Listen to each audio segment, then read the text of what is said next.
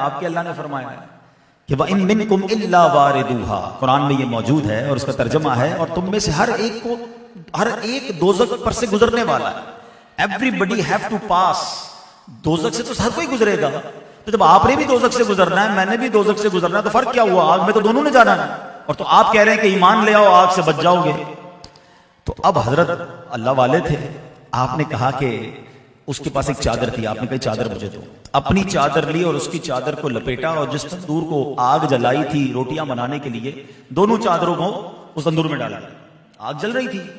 تھوڑی دیر ہوئی تو جب چادریں باہر نکالی تو غیر مسلم کی چادر جل کر راکھ ہو چکی تھی اور ان کی چادر بالکل صحیح سلامت تھی.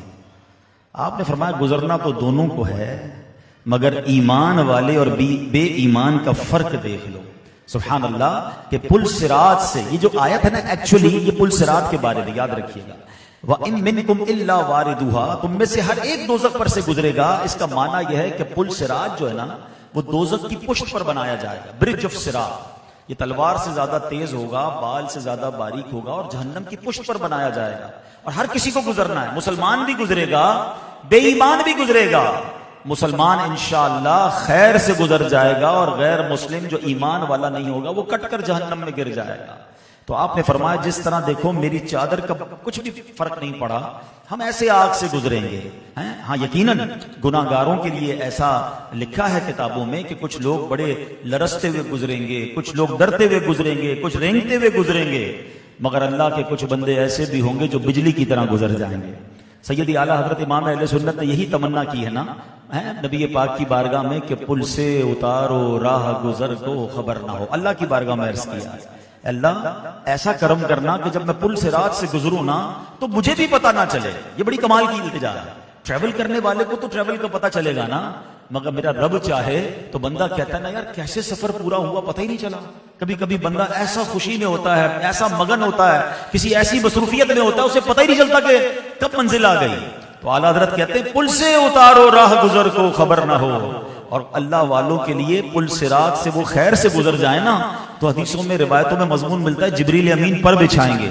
مگر میرے رضا کہتے ہیں اللہ ایسے گزارنا کہ جبریل پر بچھائیں پر کو خبر نہ ہو، ان کے پر کو بھی پتہ نہ چلے، میں ایسی خیر سے گزر جاؤں. بلکہ ایک جگہ تو اعلیٰ حضرت لکھتے ہیں کیونکہ جب بہار شریعت پڑھتے ہیں پل صراط پر جس طرح لوگ گھبرا رہے ہوں گے، چیخو پکار مچی ہوگی. سمجھیے نا آپ مثال دی، صدر الشریعہ نے مثال دی ہے کہ آپ امیجن کریں کہ ایک ایسا پل ہے جس سے لوگ گزر رہے ہیں اور ہمارے آگے والا کٹ کر گر گیا، ہمارے آگے والا جہنم پہ گر گیا، تلوار سے زیادہ تیز، بال سے زیادہ باریک ہے، اندھیرے میں ڈوبا ہوا پل ہوگا. دیر ور نو لائٹ، کوئی لائٹ بھی نہیں ہوگی، ہر بندے کے پاس اپنا نور ہوگا. کیسی چیخو پکار، کیسی گھبراہٹ کا عالم ہوگا.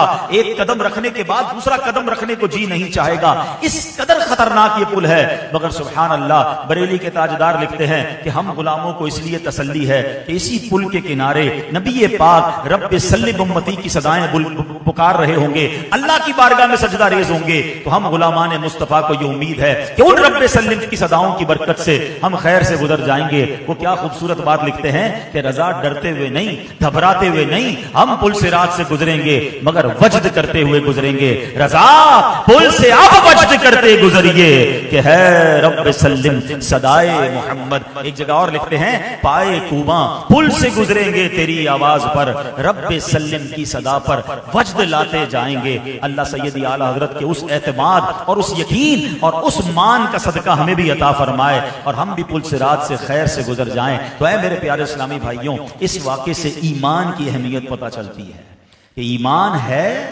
تو سب کچھ ہے، ایمان نہیں تو کچھ بھی نہیں. دنیا بھر کی جناب چیزیں ہوں اور اگر ایمان نہیں ہے تو سب کچھ برباد ہو جاتا ہے. اب ہمیں اپنے ایمان کی قدر کرنی ہے، اپنے دین پر ثابت قدم رہنا ہے. اور آج کا دور جو ہے نا جس طرح نت نئے فتنے آ رہے ہیں، میں بالخصوص اپنے ینگسٹر سے بات کرنے آیا ہوں، مجھے جو لائیو سوشل میڈیا پہ سن رہے ہیں، سوشل میڈیا یوزر سے بات کرنے آیا ہوں. بالخصوص آج کل ایک نیا ٹرینڈ چلا ہے کہ دین سیکھنا ہے گوگل کے ذریعے، دین سیکھنا ہے سوشل میڈیا کے ذریعے. بھائی ٹھیک ہے، آپ کو اگر کوئی فارمولا ڈھونڈنا ہے، کوئی چیز پرچیز کرنی ہے، وہ آپ سرچ کر لیں. اب آپ فتوے بھی جناب انٹرنیٹ سے پوچھیں گے، شریعت بھی دین سے انٹرنیٹ سے سوشل میڈیا سے سیکھنے جائیں گے تو وہاں آپ بڑی ٹھوکر کھا سکتے ہیں. اور یہی سیدی اعلیٰ حضرت نے اسی دور کے لیے بہت پہلے کہہ دیا تھا کہ سونا جنگل رات اندھیری چھائی بدلی کالی ہے، سونے والو جاگتے رہیو چوروں کی رکھوالی ہے۔ تو اب آج کے دور میں عقل کو بڑی اہمیت دی جا رہی ہے، لاجک پر بڑی بات کی جا رہی ہے کہ جناب یہ دین کا حکم جو ہے نا سمجھ نہیں آ رہا۔ علماء کے پاس سوال لے کے کیسے لوگ آ رہے ہیں کہ جناب یہ قرآن کا حکم اس کے پیچھے لاجک کیا ہے، شریعت کا یہ حکم اس کے پیچھے لاجک کیا ہے۔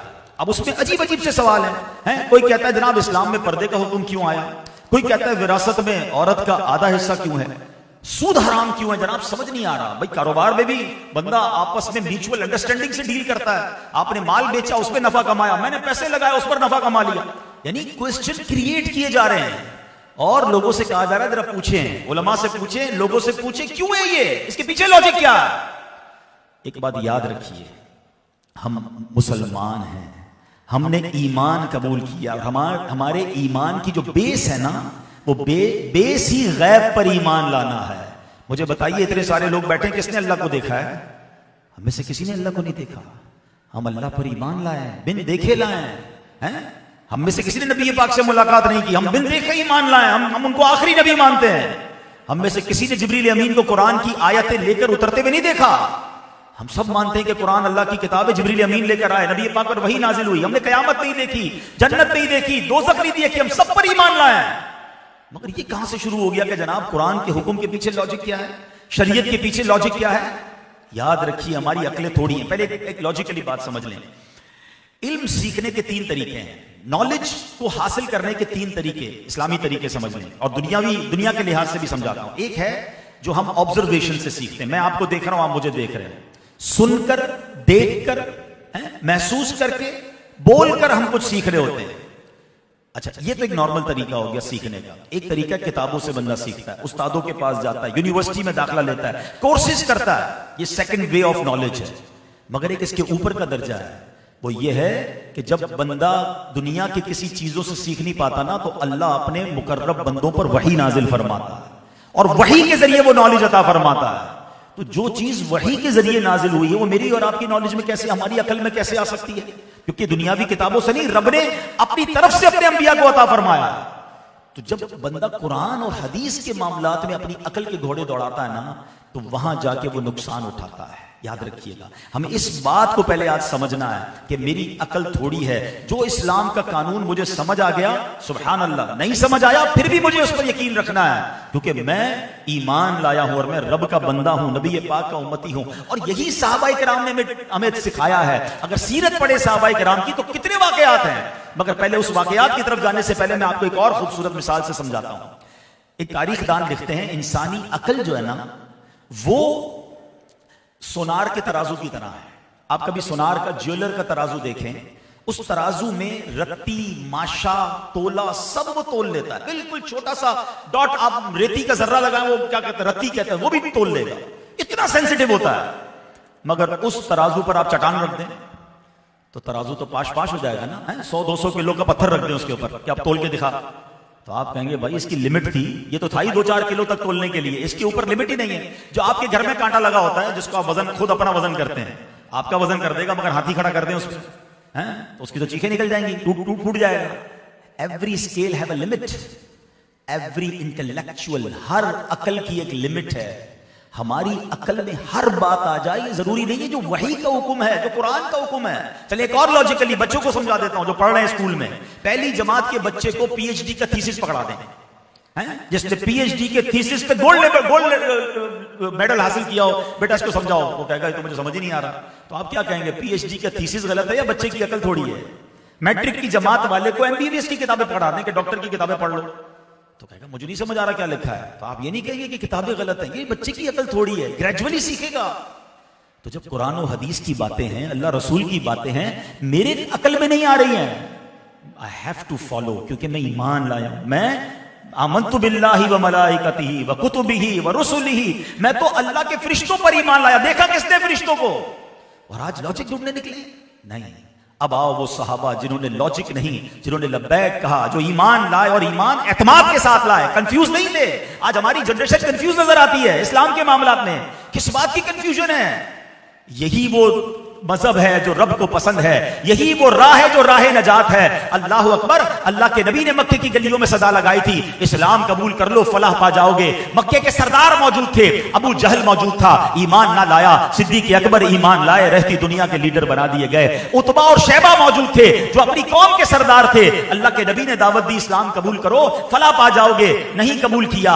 آج کوئی نام لینے والا نہیں ہے, حبشہ سے آنے والے غلام نے ایمان قبول کیا, آج بلال حبشی بنا دیے گئے. دنیا بھر میں عاشقان رسول کے سردار ہے. جس نے اللہ کے نبی کا دامن تھاما بے چو چراں وداؤٹ اینی کنفیوژن اور اعتماد کے ساتھ تھاما, وہ امت کا رہنما بنا. اے میرے پیارے اسلامی بھائیوں, ایک بار نبی پاک نے ایک شخص سے گھوڑا خریدا تھا, ایک ڈیل ہوئی تھی, اور جب وہ ٹائم آیا تو وہ شخص کہتا ہے میں آپ نے نہیں خریدا مجھ سے.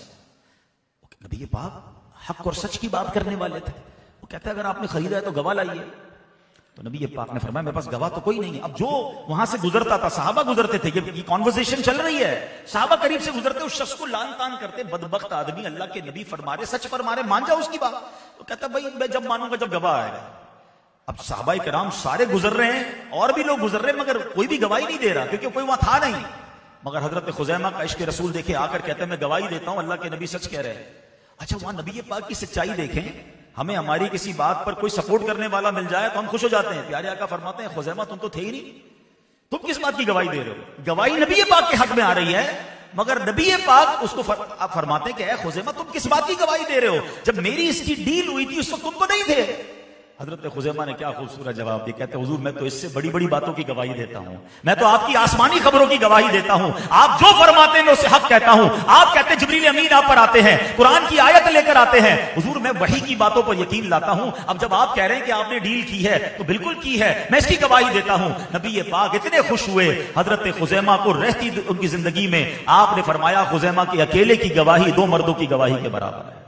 یہ ہے اعتماد. اپنے نبی پر اعتماد نہیں کریں گے, اپنی شریعت پر اعتماد نہیں کریں گے, اور اس میں کنفیوز ہونے لگ جائیں گے. کتنی بار یہ واقعہ سنا ہے کہ جب صبح ہوئی تھی معراج کی صبح, نبی پاک نے مکے میں اعلان کیا کہ میں رات کے تھوڑے حصے میں بیت المقدس سے ہو کر آیا ہوں, آسمانوں کی سیر کر کے آیا ہوں. ایمان والے خوشیاں منا رہے تھے, انہوں نے ایکسپٹ کر لیا. ابو جہل تھا جس کو پرابلم شروع ہو گئی. حضرت ابوبکر صدیق کے دروازے پر پہنچ کر دروازہ کھٹکھٹاتے ہیں, اے ابوبکر جانتے ہو تمہارے نبی کیا کہتے ہیں؟ صدیق اکبر کوئی نارمل آدمی نہیں تھے, اپنے زمانے کے لیڈر تھے, بہت بڑے بزنس مین تھے, بہت سارے لوگ آپ کے پاس کام کرتے تھے. ایک تو نارمل انسان ہوتا ہے اور جس کو ڈیسیژنز کرنے آتے ہو, جس کو جناب ڈیلنگ کرنا آتی ہو. صدیق اکبر کے پاس جا کر کہتے ہیں اے ابو بکر تمہارے نبی پتہ ہے کیا کہتے ہیں؟ کیا فرماتے ہیں؟ کہتے ہیں رات کے تھوڑے حصے میں بیت المقدس سے ہو کر آ گئے ہیں. سیدنا صدیق اکبر نے کیا جواب دیا؟ آپ فرماتے ہیں میرے آقا فرماتے ہیں تو حق فرماتے ہیں. ابو جہل نے کہا کیسے تصدیق کرتے ہو؟ کہ میں تو اس سے بڑی باتوں کی تصدیق کرتا ہوں, تو یہ تو چھوٹی سی بات ہے, میرے نبی جو فرمائے وہ یقیناً حق ہے. یہ اعتماد تھا صحابہ کرام کو. یہ ہمیں سکھا دے کہ جب دین کے معاملے میں کنفیوژن, ابو جہل والا کام آج کل کچھ لوگ کر رہے ہیں, یہ آپ سے آ کے دین کے بارے میں سوال کرتے ہیں, پتہ ہے نبی پاک نے فرمایا, پتہ ہے قرآن میں ایسا کیوں ہے؟ جواب ہی یہی بنتا ہے, اگر قرآن میں ہے تو حق ہے, اگر حدیث میں ہے تو سچ ہے, اور میرا کام اسے ماننا ہے. میری عقل تھوڑی ہے, میرا انٹلیکچوئل تھوڑا ہے, میری سوچ تھوڑی ہے, میرا کام میرے دین پر مضبوطی سے قائم رہنا ہے. اور یقین جانیے پیارے اسلامی بھائیوں, جو سائنس کے مقابلے میں آج قرآن کو لاتے ہیں, سائنس کے مقابلے میں دین کو لاتے ہیں, آپ ان کی ہسٹری اٹھا کے دیکھ لیں. میں چلے چھوٹی سی مثال دیتا ہوں. جو میری ایج کے لوگ ہیں, اب تو شاید بچوں کو سائنس میں کچھ اور پڑھایا جاتا ہوگا, مگر ہم جب اسکول میں تھے تو ہم کو تو 7-8 سیارے یاد کرائے تھے. جوپیٹر تھا تو پلوٹو تھا تو مارس تھا تو ارتھ تھا, کہ بھائی زمین پوری کائنات میں یہ 8 سیارے ہیں, یہ سرکل کرتے رہتے ہیں, سورج بیچ میں ہے. ہم ڈرائنگ بنا کے نمبر لیتے رہے ہیں, اور اب یہی سائنسدان کہتے ہیں جناب اب تو ہزاروں لاکھوں کروڑوں سیارے, ملکی ویز ہیں, بلیک ہولز ہیں. تمہاری وہ بات ٹھیک تھی یا یہ بات ٹھیک تھی؟ ہم تو پہلے بھی کہتے تھے ان اللہ علی کل شیء قدیر, اور آج بھی مانتے ہیں ان اللہ علی کل شیء قدیر. تم جتنی تحقیق کرو گے رب کی قدرت کے نظارے تمہیں ملتے رہیں گے. اللہ کریم کی شان الحمدللہ عرفہ و اعلیٰ ہے. تو کبھی سائنس کے دیکھیں, سائنس کی تھیوریز آلویز چینج ہوتی ہیں. ایک بڑی مشہور تھیوری ہے, ڈاروین کیا کہتا ہے؟ انسان بندر سے ایوولوشن کر کے انسان بنا ہے. سائنسدان آ کے کہتے ہیں جناب, اور سائنس کے اسٹوڈنٹ بھی کبھی کبھی بات کر رہے ہوتے ہیں کہ انسان پہلے بندر تھا. اب میں اس کی مانوں جو اللہ کو نہیں مانتا, یا میں اس کی مانوں جو اشارہ فرمائے تو چاند 2 ٹکڑے ہو جاتا ہے, میں اس کی مانوں جو دعا کرے تو سورج پلٹ جاتا ہے. ارے قرآن کہتا ہے سنو, ہم انسانوں کے لیے ساری کائنات بنائی گئی ہے, انسان کو اس دنیا کا رکھوالا بنایا گیا ہے، اللہ اکبر، اشرف المخلوقات بنایا گیا. اور سائنس کہتی ہے نہیں جناب، انسان تو ایک جانور کی طرح ہے، جس طرح باقی جانور دنیا میں ہیں اس طرح یہ بھی جانور ہے. بتاؤ کسی جانور کو خیال آیا کہ انسان بھوکا ہے اس کو کھانا کھلا دو؟ آپ سوشل میڈیا پہ پوسٹ پڑھتے ہوں گے، گرمیاں بہت آ گئی ہیں، ذرا پرندوں کے لیے پانی چھتوں پر رکھ دیں، ذرا کچھ دانے ڈال دیں. کیوں؟ یہ صرف انسان کے دماغ میں کیوں آیا؟ یہ بھی اگر ایک جانور تھا تو سب اپنی زندگی گزارتے. نہیں، انسان کو ایسا بنایا رب نے، اس کو اشرف المخلوقات بنایا، اس کو اس زمین کا رکھوالا بنایا، بلکہ اپنی اس زمین پر اس مخلوق کے لیے اللہ نے اپنا خلیفہ بنا کر بھیجا. قرآن اور حدیث کے ذریعے پتہ کیا چلتا ہے کہ انسان بندر سے نہیں بنا، حضرت آدم اشرف سب سے پہلے آدمی بنے. اللہ نے اپنے کرم سے ان کی تخلیق فرمائی اور ان کی پسلی سے بی بی حوا بنی. اور قرآن کیا کہتا ہے؟ وَسَخَّرَ لَكُم مَّا فِي السَّمَاوَاتِ وَمَا فِي الْأَرْضِ جَمِيعًا مِّنْهُ، اور جو کچھ آسمان اور جو کچھ زمین میں ہے سب کا سب اپنی طرف سے تمہارے کام میں لگا دیا. یہ سب کچھ دنیا میں جو ہے، سورج، چاند، ستارے، بادل، ہوائیں، بارش، سب انسان کے لیے بنائے ہیں. یہ اللہ نے اپنے بندوں کے لیے بنائے ہیں. اور یہ بندہ کہتا نہیں ہم پہلے بندر تھے، نہیں، کیونکہ سائنس کہتی ہے نا.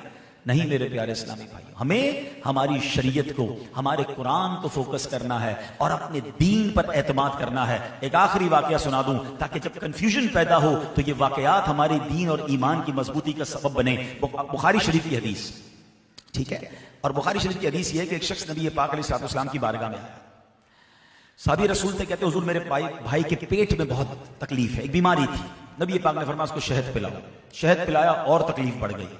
دوبارہ حاضر ہوئے، کہتے حضور تکلیف بڑھ گئی ہے، فرمایا شہد پلاؤ. دوبارہ شہد پلایا، تکلیف اور بڑھ گئی، بیماری اور بڑھ گئی. صحابی کا عقیدہ اور ایمان دیکھے پھر نبی پاک کے پاس آیا، حضور تکلیف تو اور ڈینجرس ہو گیا ہے، معاملہ خراب ہو گیا ہے، فرمایا اور شہد پلاؤ. گئے. اچھا یہ نہیں ہوتا تھا ہماری طرح تھوڑی کہ یار کہہ تو رہے ہیں لیکن گڑبڑ ہو رہی ہے چینج کر دیں. نہیں، صحابی فارمولا وہی یوز کر رہے تھے، اپنی آنکھوں سے دیکھ رہے کہ نقصان ہو رہا ہے مگر جا کے پھر شہد پلاتے تھے. دوبارہ بیماری بڑھ گئی. اللہ اکبر. جب چوتھی بار آئے نا تو اللہ کے نبی نے پتہ کیا فرمایا؟ میرا رب سچا ہے، تمہارے بھائی کا پیٹ جھوٹا ہے. کیونکہ نبی پاک کو وحی کے ذریعے بتایا گیا. صحابی رسول ہیں، ان نبی پاک علیہ السلام کی کھانے پہ بلایا، دعوت کی. تو پیارے آقا علیہ السلام نے فرمایا ناولنی ذراعہا، مجھے بکری ذبح کی تھی. پیارے آقا نے فرمایا کہ مجھے اس کی ایک دستی دو. صحابی رسول نے دستی پکڑا دی. نبی پاک علیہ السلام کو دستی کا گوشت پسند تھا. کچھ دیر بعد نبی پاک نے فرمایا مجھے ایک اور دستی دو. انہوں نے دوسری دستی نبی پاک کو دی. پیارے آقا صحابہ کے ساتھ بیٹھے تھے، تناول فرمایا، ڈسٹریبیوٹ فرما دیا. تھوڑی دیر ہوئی تو انہوں نے پیارے آقا علیہ السلام نے فرمایا مجھے ایک اور دستی دو. تو حضرت ابو عبید کہتے ہیں کہ حضور بکری کی تو دو ہی دستیاں ہوتی ہیں، عقل سے کام لیا نا. عقل کیا کہتی ہے؟ دستیاں ختم، بکری ایک تھی، دو دستیاں ہو گئی، چیپٹر کلوز. نبی پاک نے تربیت کیا فرمائی؟ آقا فرماتے ہیں کہ اگر اس ذات کی قسم جس کے قبضہ قدرت میں میری جان ہے، اگر تم خاموش رہتے، میں مانگتا جاتا، تم مجھے دیتے جاتے، بکری کی دستیاں کبھی ختم نہ ہو. کون کہہ رہا ہے؟ اللہ کے حبیب فرما رہے ہیں. پیارے اسلام بھائیو، یہ دارویک شریف کی حدیث ہے. یہی وہ تربیت ہے جو آج ریکوائرڈ ہے. عقل کہہ رہی ہے دو دستیاں ہیں، آقا فرماتے میں مانگتا جاتا، تم دیتے جاتے، تم خاموش رہتے، اس کی دستیاں کبھی ختم نہ ہونی تھی. میں اس نبی کا امتی ہوں. عقل مانتی ہے کہ چاند دو ٹکڑے ہو جائے گا؟ عقل مانتی ہے کہ مغرب کے بعد عشاء کے وقت کی بجائے عصر کا وقت آئے گا؟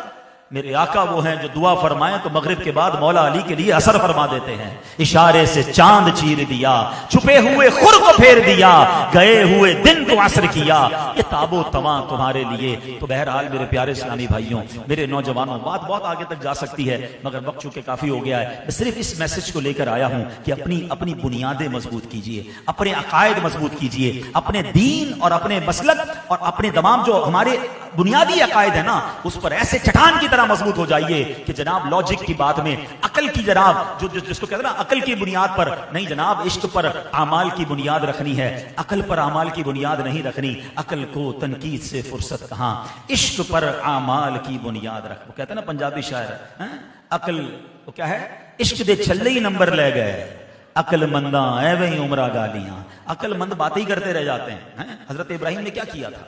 کتنی بڑی آگ تھی، نو فلائنگ زون تھا، نو فلائنگ زون تھا نا، پرندہ بھی نہیں اوپر سے گزر سکتا تھا. لیکن عقل تو کہتی تھی اے ابراہیم آگ میں جاؤ گے تو جل جاؤ گے. شاعر مشرق لکھتے ہیں نا، کیا ہوا؟ بے خطر کود پڑا آتش نمرود میں عشق. کون کودا تھا؟ عشق کودا تھا، عقل نہیں. اللہ کا حکم ہے کچھ نہیں ہوتا. اور ایسا ہی ہوا، آگ کا کام جلانا تھا مگر وہ آگ باغ کیسے بنی؟ بے خطر کود پڑا آتش نمرود میں عشق. عقل تھی محو تماشائے لبے بام ابھی. ارے عقل تو سوچ ہی رہی تھی, عشق نے اپنا کام کر دیا تھا. عقل والوں کے نصیبوں میں کہاں ذوق جنوں, عشق والے ہیں جو ہر چیز لٹا دیتے ہیں. تو کاش یہ بات ہمیں سمجھ آ جائے تو اپنے ایمان, اپنے عقیدے, اپنی بنیادوں کی جو جناب جو بیسکس ہیں وہ عشق پر رکھنی ہے, دل سے فیصلے کرنے ہیں. ہر چیز کا فیصلہ دماغ سے نہیں ہوتا. آخری بات کر کے لاجیکلی سمجھا کر بات ختم کر دیتا ہوں. عقل کی اکاؤنٹنٹس زیادہ ہے نا آج, کیونکہ چارٹرڈ اکاؤنٹنٹس کی محفل ہے تو کافی سارے مجھے اکاؤنٹنٹس نظر آ رہے ہیں, تو اکاؤنٹس کی دنیا کی تھوڑی بات کر لیں. لاجک کیا کہتی ہے, کیلکولیٹر کیا کہتا ہے؟ پیسے خرچ کرو گے تو کم ہوں گے. یہ تو لاجک ہے نا بھائی. 1 لاکھ روپے آپ کے پاس ہیں اور زکوٰۃ آپ پر ہو گئی فرض, 2.5% 2,500 دو گے تو کیلکولیٹر بتاتا ہے کہ لاکھ میں سے 2,500 نکلے از اکول ٹو 97,500. دنیا کا کیلکولیٹر یہ کہتا ہے. پھر نہیں, مولوی صاحب کہتے ہیں زکوٰۃ کے علاوہ صدقہ بھی دو, 2-4 ہزار صدقہ دیے تو بچ گئے 95,000 روپے. یہ تو کم ہو رہے ہیں یار. اور اللہ کے نبی کیا فرماتے ہیں, میں قسم کھا کر کہتا ہوں, ہر حدیث حق ہے مگر اس حدیث میں قسم اٹھا رہے اللہ کے نبی علیہ السلام کہ میں قسم اٹھا کر کہتا ہوں کہ اللہ کی راہ میں خرچ کرنے سے مال کم نہیں ہوگا. میں اپنے کیلکولیٹر کو مانوں یا اپنے نبی کی مانوں, یہ چلے یہ تو لاجیکلی فیصلہ کر لو نا. آج اس کا رزلٹ آپ سب کے پاس ہے, جتنے بیٹھے سب کے پاس ہے. عقل یہ کہتی ہے, کیلکولیٹر یہ کہتا ہے پیسے کم ہوں گے. اور جس نے زکوٰۃ پوری دی ہے, جس نے اللہ کی راہ میں خرچہ کیا ہے, اس سے پوچھو اگلے سال زکوٰۃ کم دیتا ہے یا زیادہ دیتا ہے. ہر سال اس کی زکوٰۃ بڑھ رہی ہے. ارے کیسے بڑھ رہی ہے؟ تو یہ بات مان لو نا, ایک میرا کیلکولیٹر ہے, ایک رحمت الہی کا کیلکولیٹر ہے. بنیاد مضبوط رکھنا. ہاں دیتے, ہاں ایسا بھی ہوتا ہے جو زکوٰۃ دیتے ہوئے ٹینشن میں ہوتے نا, کچھ لوگ بانٹتے بھی ہیں اور پریشان بھی ہوتے ہیں, دل پہ بڑا بھاری ہوتا ہے, ان کے نہیں بڑھتے کہ خوش دلی سے دینا ہے. ہاں قرآن کہتا ہے کوئی جو اللہ کو اچھا قرض حسن دے, اللہ کو قرض حسن دے. اللہ کو کون قرض دے سکتا ہے؟ آئے ہائے, علماء نے بڑی پیاری بحث کی کہ جو لفظ قرض لایا گیا نا. مجھے ایک بات بتائیں کہ ماشاءاللہ مدنی رضا بیٹھے ہیں, میں ان کو 50,000 روپے دوں اور تھوڑے دنوں بعد کہوں مدنی میرے 50,000 میں سے 10,000 دے دو, تو مدنی نے کوئی کمال تو نہیں کیا نا. میرے پیسے تھے, میرے پیسوں میں اس نے احسان نہیں کیا مجھ پر, میرے پیسے تھے مجھے دے دیے. مگر سبحان اللہ, میرے رب کی شان دیکھو, خود ہی دیتا ہے, خود ہی نوازتا ہے. اور جب اس میں سے کچھ خرچ کرنے کی باری آتی ہے تو رب فرماتا ہے کوئی اللہ کو اچھا قرض دے. شان دیکھو اس کی. اچھا یہی فرما دیتا ہے کوئی جو اللہ کی راہ میں خرچ کرے. نہیں, خرچ نہیں, قرض دے. What is the reason behind this? Loan, قرض کو لون کہتے ہیں نا. پوچھو اکاؤنٹنٹ سے what is the difference between loan and gift. Gift دے دو گے, خرچ کر دو گے, واپس کی امید نہیں ہے. لون کا مطلب یہ ہے کہ یہ واپس آنا ہے. قرآن کہہ رہا ہے اللہ کو قرض دو, اس کا مطلب یہ لوٹائے گا تمہیں اور بڑھا کر لوٹائے گا. تو بڑی لاجیکلی بات ہے کہ اگر ایمان ہے تو زکوٰۃ دیتے ہوئے کبھی دل میں یہ خیال نہیں آئے گا یہ پیسے کم ہو رہے ہیں, یہ بڑھ کر آنے ہیں. صدقہ دو گے بڑھ کر آنے ہیں. تو ان تمام باتوں سے یہ بات واضح ہے کہ میرا ایمان اللہ رسول کی باتوں پر, قرآن و حدیث پر ہوگا تو کبھی ٹھوکر نہیں کھاؤں گا. اللہ مجھے اور آپ کو ایمان کی مضبوطی عطا فرمائے, نبی پاک کے ہر فرمان پر اعتماد عطا فرمائے. اور انشاءاللہ اگر یہ اعتماد ہوگا, یقین ہوگا تو انشاءاللہ کبھی ٹھوکر نہیں کھائیں گے. اور آج کے دور میں عقیدوں کی مضبوطی کے لیے واللہ ایسی خرافات اور ایسی عجیب چیزیں ہو رہی ہیں کہ دعوت اسلامی ایک ایسا سائبان ہے, دعوت اسلامی ایک ایسی خوبصورت امبریلا ہے کہ جس کے نیچے آ جاؤ تو ایمان, عقیدہ, مسلک سب محفوظ ہو جاتا ہے. اور پتہ چلتا ہے کہ جناب کیسے سیدی اعلیٰ حضرت کے پیچھے امیر علیہ سنت لے کر چل رہے ہیں. تو میری گزارش ہے تمام اسلامی بھائیوں سے, اسلامی بہنوں سے, ویورز سے کہ خود بھی اور اپنے بچوں کو بھی دعوت اسلامی کے ماحول سے وابستہ کر دیں. انشاءاللہ جو اس ماحول سے وابستہ ہوگا ایمان اور عقیدہ انشاءاللہ اس کا محفوظ ہو جائے گا. اور یہی سب سے زیادہ ضروری ہے. بچہ بہت زیادہ پڑھ لکھ گیا, بہت ساری ڈگریز مل گئیں, لیکن اگر ایمان اور عقیدہ محفوظ نہیں ہے تو پھر ایسا نہ ہو کہ ہم بعد میں پچھتائیں. اللہ کریم ہمارے بچوں کے, ہم سب کے ایمان اور عقیدے کی حفاظت فرمائے. دعوت اسلامی کے ماحول سے وابستہ رہیں, مدنی چینل دیکھتے رہیں, دعوت اسلامی کے اجتماعات میں آتے رہیں. آخر میں دوبارہ سرفراز بھائی کو, انس بھائی کو اور جناب محمود بھائی کو, یہ 3 بڑے ہیں ماشاءاللہ, ان سب کو اور پورے باقی تمام ان کے خاندان والوں کو مبارکباد پیش کروں گا بچوں کی شادی کی خوشی میں. اللہ مزید برکت عطا فرمائے. ماشاءاللہ ابھی کچھ مزید کلام اور صحرا وغیرہ بھی ہوگا, دعا بھی ہوگی. اسی محبت اور ذوق کے ساتھ تشریف رکھیں. صلو علی الحبیب.